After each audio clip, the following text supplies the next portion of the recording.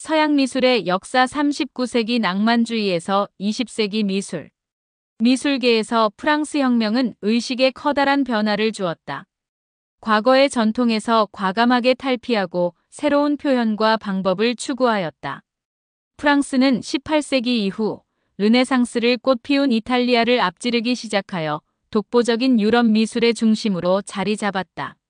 그러나 여전히 고전주의의 아카데미즘이 화단의 주류를 이루어 그림이나 조각을 아카데믹한 방법으로 제작해야만 성공과 명예가 보장되었다. 그러나 일부 미술가들은 미술이 아카데믹이란 명분 하에 객관적으로 평가할 수 없는 장르라고 생각하며 더 고전적인 접근의 완벽함으로 작품이 평가되는 방법에 반기를 들었다. 이제까지 미술의 기본 전제가 되었던 가치와 기준이 하나둘씩 무너지기 시작했다. 이들은 화가들의 영감의 근원이었던 인본주의보다는 본능과 자연에서 영감을 받고 상상력을 더 중요시하게 되었다. 이국적인 과거 역사와 전설을 동경하고 형식에 얽매이지 않는 새롭고 극적인 것들을 찬미하였다. 대표적인 프랑스의 낭만주의 화가인 들라크루아는 규범을 기피하고 작가의 창조는 신비스러운 내면에서 나온다고 믿었다. 그는 색채 표면과 현란한 터치를 강조함으로써 이성보다는 감정에 호소하는 작품을 제작한 낭만주의의 대표 작가이다. 낭만주의 화가들과 문인들은 자연에 관심을 가지면서 풍경화가 전성기를 맞이하게 되었는데 이는 고전주의 전통이 강한 프랑스보다는 영국이 먼저 발달하게 되었다.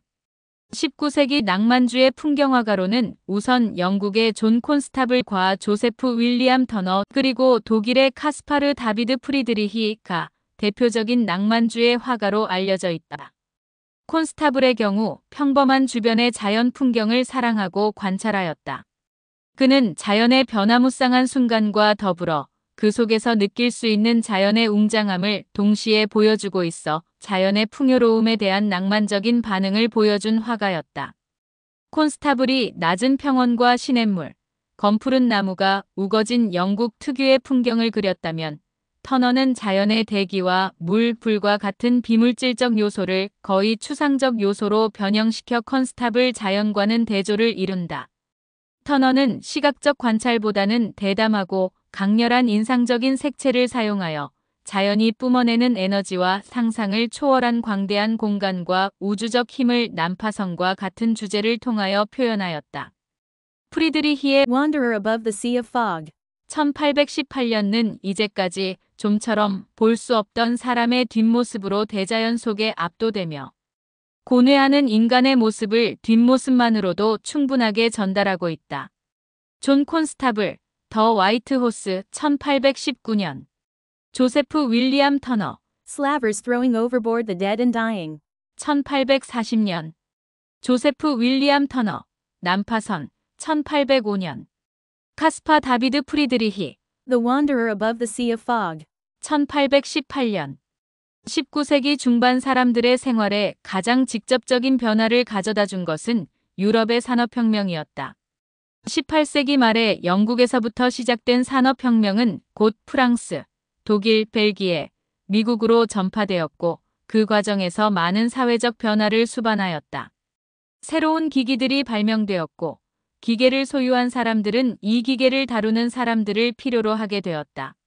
이로 인해 노동자 계급이 생기고 농촌 사람들은 일자리를 찾아 도시로 모여들기 시작했고 도시는 급속도로 커졌다. 이러한 사회적 변화로 미술가들은 더 이상 신화나 종교, 문학에서 주제를 구하지 않았다. 프랑스 귀스타브 쿠르베, 오노레 도미에와 같은 사실주의 화가들은 그림의 가치는 교훈적인 과거의 주제보다 우리들 주변에서 찾을 수 있다고 생각했다. 쿠르베는 평범한 고행 사람들이나 거친 노동자의 모습을 있는 그대로 그렸다. 이러한 그림은 그때까지만 해도 이상화된 누드나 영웅적인 인간들의 모습에만 익숙해져 있던 당시 사람들에게는 이러한 사실적인 미술은 충격적이었고 일종의 사회에 대한 도전으로 보이기도 했다. 쿠르베, 돌 깨는 사람, 1849년.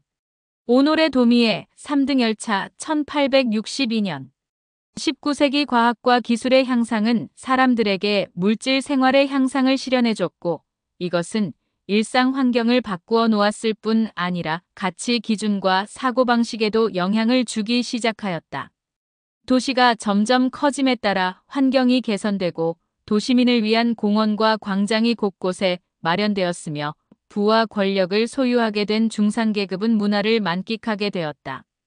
이러한 배경 속에서 당시 새롭게 등장한 화가들이 인상주의 화가들이었다.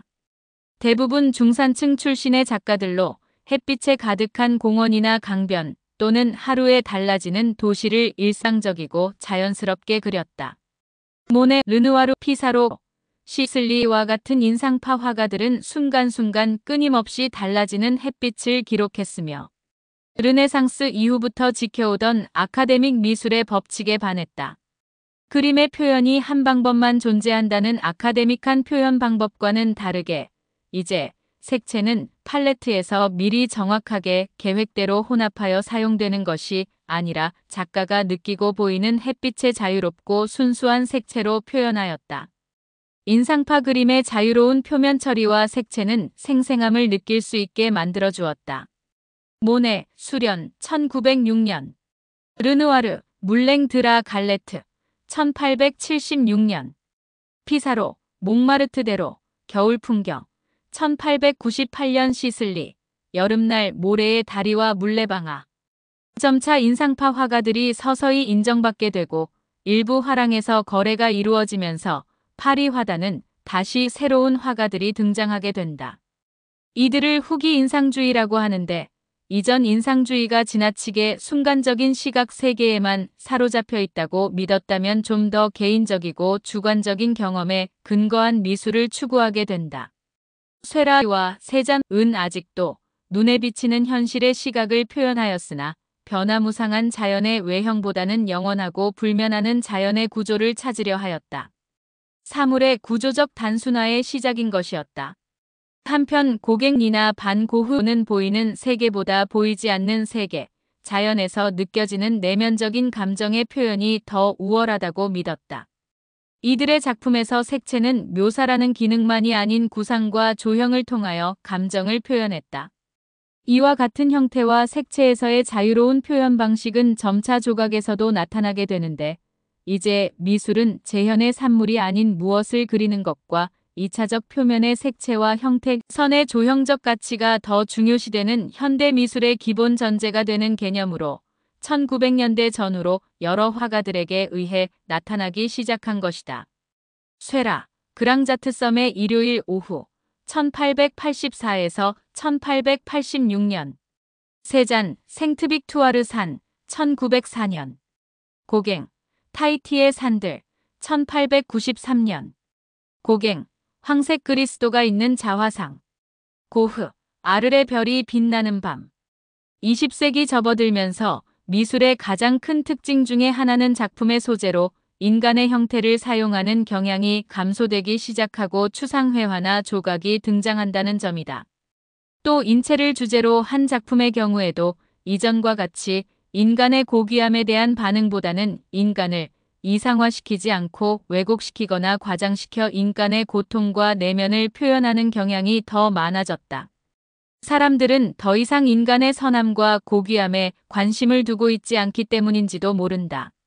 또한 종교를 통해 얻으려 했던 인간에 대한 탐구와 우리의 사회, 생에 대한 의무는 이제 자연, 사회과학과 기술과학에 의해 추구되고 있다. 그러나 현대의 추상미술에서 인간의 형태가 사라졌다고 해서 미술가들이 인간에 대한 관심을 잃은 것은 아니다. 다만 현대 사회와 인간을 표현하는 데 적합한 새로운 재료와 방법을 탐구하면서 무한한 창조적 가능성을 찾고 있을 따름이다. 몬드리안 빨강, 파랑과 노랑의 구성. 1930년 칸딘스키, 노랑, 빨강, 파랑.